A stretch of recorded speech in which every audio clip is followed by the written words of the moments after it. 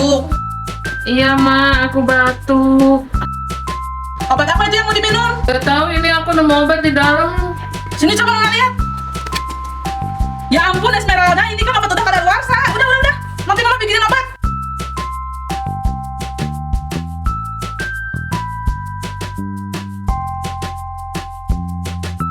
Esmeralda, ini nih Mama bikin obat herbal. Diminum ya.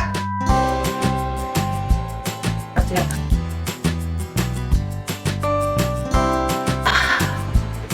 Segala rasanya ke tenggorokan.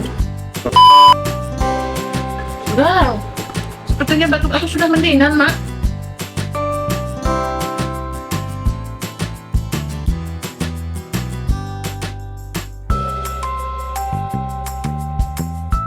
Anak batuk bikin obat herbal sendiri kan lebih sehat. Seru kan?